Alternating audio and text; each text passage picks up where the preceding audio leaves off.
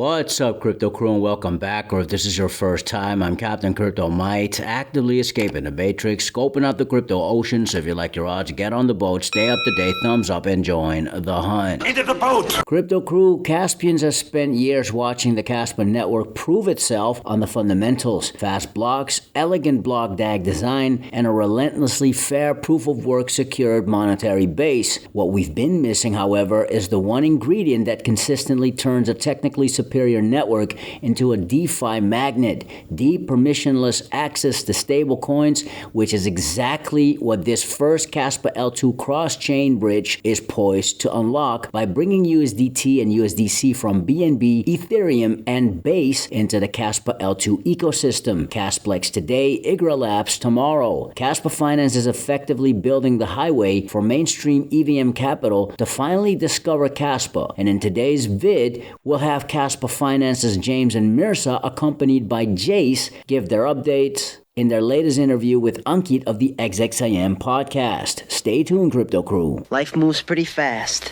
You don't stop and look around once in a while, you could miss it. Prove all things, hold fast that which is good. Keep your Kaspa coins, your Bitcoin, and crypto investments safe via self-custody. In our opinion, the Tangent wallet is your best option, and there is a Black Friday special where you can get 30% off plus $10 in Bitcoin. Just add code BF2025 to our channel code Crypto Crew to avail. Link in the description box below. Thanks so much for your consideration and support in advance, and may the Lord Jesus Christ bless you all. Kaspa now has its first permissionless multi-chain interoperability layer, which it didn't have before.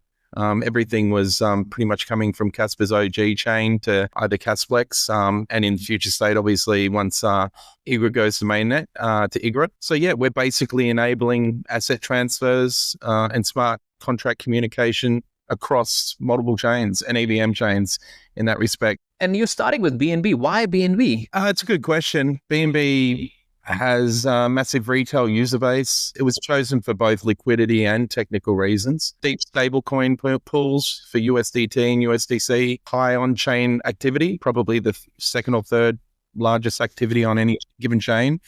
Strong DEX presence as well. That's a major attraction potentially for all the DEXs in the Kasplex and Igra ecosystem once Igra stood up. So, it's definitely going to bring potential for EVM users to just pretty much do what they do in other chains without having to download a new wallet, just connect the RPC and off you go, potentially. And, if these DEXs in the Kasplex and Igra systems or ecosystems are actually offering great stablecoin yield rates or farming rates or APR, they're potentially going to come across quite seamlessly by utilizing our bridge. So obviously EVM standard, low fees, fast block times, and then we also use a mature hyperlane relayer coverage as well. So BNB wasn't the only one. We are also launching with Ethereum and also Base chains as well. Quickly though, Jace, last time when we did the session, you weren't there. So what's your role at Kaspa Finance? I thought I'll just quickly go through you before we get into the technology and rest of the stuff. Yeah, so I guess my primary role is product lead. So the other thing I do as well is I help out with the marketing strategy and all that sort of stuff as well. So, whenever you see an animation of the ghost flying around, oh, you do that's that? Me. Oh, yeah, that's a beautiful stuff. Yeah, I like the ghost. Yeah, and I work with a small team and we both push the socials and stuff like that together. But also I'm a DeFi user as well. I use DeFi every day. So using Kaspa Finance, I know what a lot of people in DeFi have come to expect and what the modern standards are and all that sort of stuff. So I come in it from a user's perspective as well as understanding some of the core underpinnings and the technology that drives and these things are built on top of. I can test everything and so I know my way around everything like that. So I guess my role is to just understand and know everything about the product and, the direction and everything like that and help sort of plot some of the marketing and stuff like that. You might also hear his voice on a lot of the tutorials as well. I think we sort of see the size of the Kaspa community based on some of the TBL we see on the DEXs. I think that's a good indication of the size of most predominantly the DeFi community. So I think that shows us that we need to expand our sites if we want Kaspa to be a large EVM chain with millions of users potentially. I think it's definitely got the grunt, a lot of the technical ability to handle that. I think sort of leading off your question into the bridge as a good bridge to that, our bridge is going to hopefully enable en masse EVM users to come across to Kasflex and IGRA once IGRA is launched as well. So I think it gives us a good gauge on the size of the community. Since the mainnet launch, I believe that the Kasflex community is growing and getting more and more TVL. But I still think we are living in a shell that is completely covered and owned by Kaspa community, but not the all other EVM chains. If I believe that was necessary, important to have the bridge to the other EVM chains right before going to the mainnet, because that way the community will be able to experience, interact, and live out of not just the Kasflex ecosystem, but the other EVM chains as well. And that's exactly where interoperability and transparency comes into play. And if you have some major players, just like the Circle or just like the Falcon or any major company backing your blockchain, that would be the awesome. And in the last podcast, I also mentioned that there are the core tools that are missing from the mainnet releases that should be there as Chainlink, as oracles. These things should be and still missing from the ecosystem, which we are trying to add on our own and on our personal expenses to do that. At launch, we really needed a stablecoin. And until this date, we don't.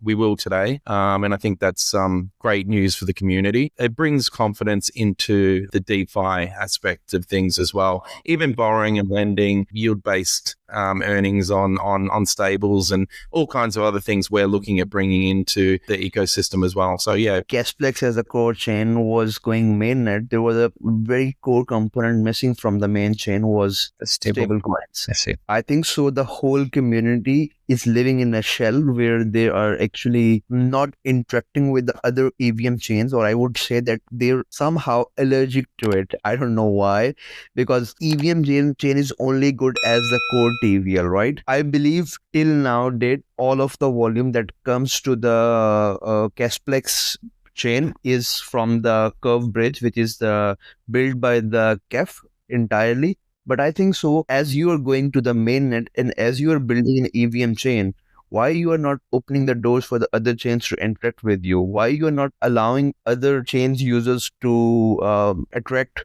to your ecosystem? And if the ecosystem is really great, just make it decentralized so that entire community can live, grow, and do all of the necessary things. And recently we have seen a couple of examples of the L1 chains or the L2 chains that gone live.